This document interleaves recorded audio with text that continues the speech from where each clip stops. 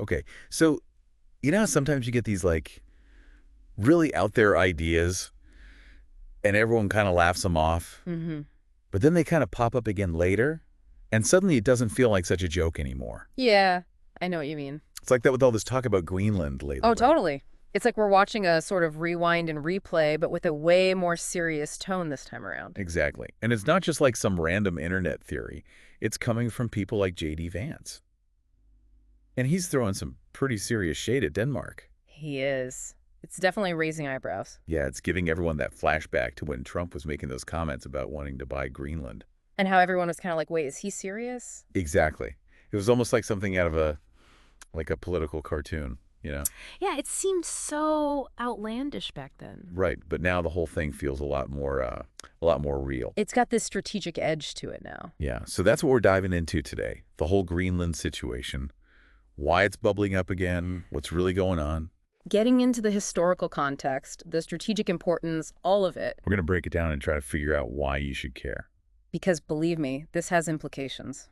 Yeah, so to get started, I think we really need to go back to that first time this whole Greenland thing came up with Trump in 2019. Yeah, taking a look back is crucial here. Like you said, it was 2019 when Trump made that proposal to buy Greenland. And the world was like, what? Yeah, a lot of people just laughed it off. I mean, the idea of the U.S. just straight up buying Greenland, it sounded so absurd. It really did. And Denmark's reaction was so swift and so firm. They shut it down immediately. Yeah, it only made the whole thing seem even more ridiculous. Like it was just a joke. Yeah. But here's the thing.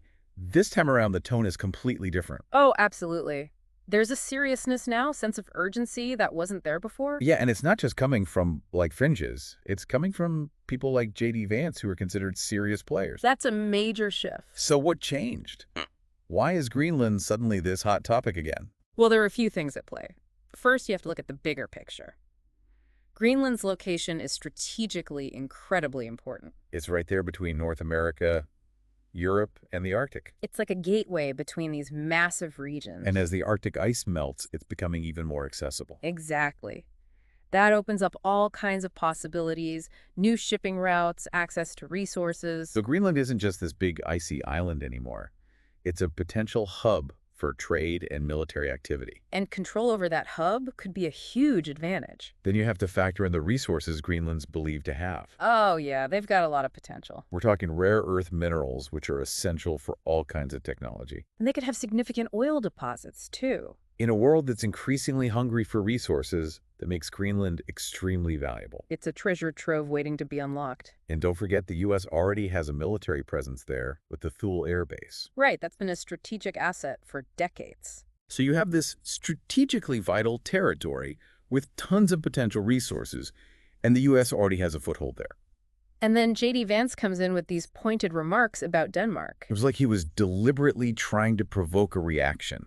Well, his central argument is that Denmark is essentially an unreliable ally, at least in this context. He basically said that Denmark benefits from NATO's security umbrella, which is largely funded by the U.S. But they're not willing to play ball when it comes to Greenland. Which Vance sees as crucial to U.S. interests. He framed it almost like a quid pro quo.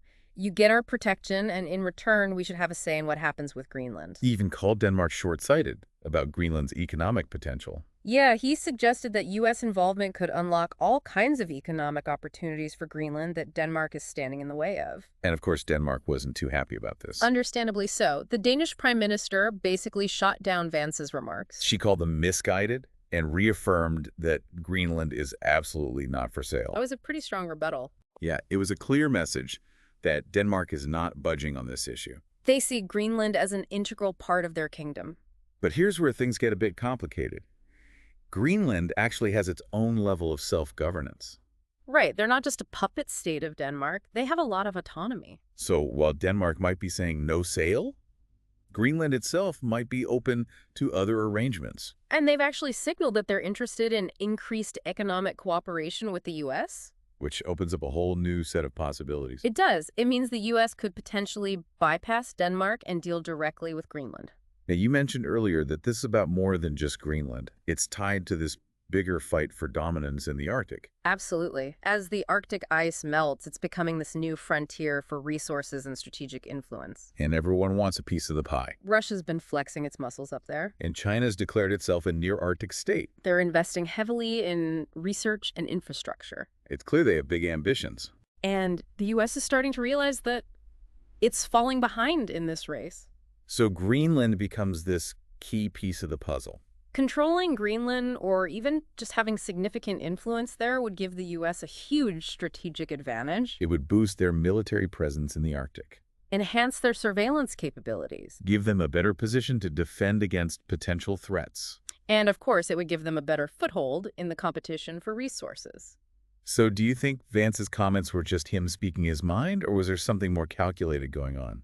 I think it's highly likely that there was a strategy behind those remarks. Like a way to try to pressure Denmark. Exactly. By publicly questioning their reliability as an ally, he's putting them in a difficult position. It creates this narrative that Denmark isn't a team player. Which could potentially weaken their position when it comes to Greenland. It also plays into this whole America first mentality. Where any country that doesn't align perfectly with U.S. interests is seen as a problem.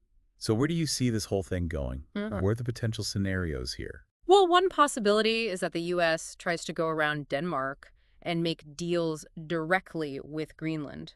Focusing on economic partnerships. Maybe joint ventures in resource development. That would be a pretty bold move. It would certainly strain relations with Denmark. But it might be a way for the U.S. to get what it wants without having to buy Greenland outright. Another possibility is that a future U.S. administration takes more aggressive action. Like, what if Trump gets back into the White House?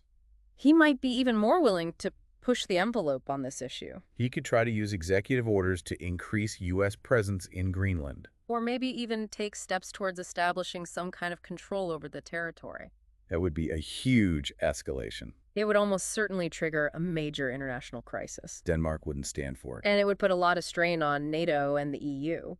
This whole situation is a real test of U.S. influence. It's a question of how far they're willing to go to secure their interests. And how much they're willing to risk in the process. It's a delicate balancing act. So we've got the U.S. with its strategic goals. Denmark trying to protect its sovereignty, and Greenland caught in the middle with its own ambitions. It's a complex web of competing interests. And the stakes are incredibly high. This isn't just some political sideshow. The outcome of this could have major implications for the future of the Arctic. And for global power dynamics as a whole. So we're leaving you with a big question to think about. What do you think is the most likely path forward for Greenland? And what does this whole situation tell us about the state of global alliances in a world where competition for resources is only going to intensify? It's something to really consider because the answers could shape the world we live in for decades to come. It's a pivotal moment in history. And it's unfolding right before our eyes.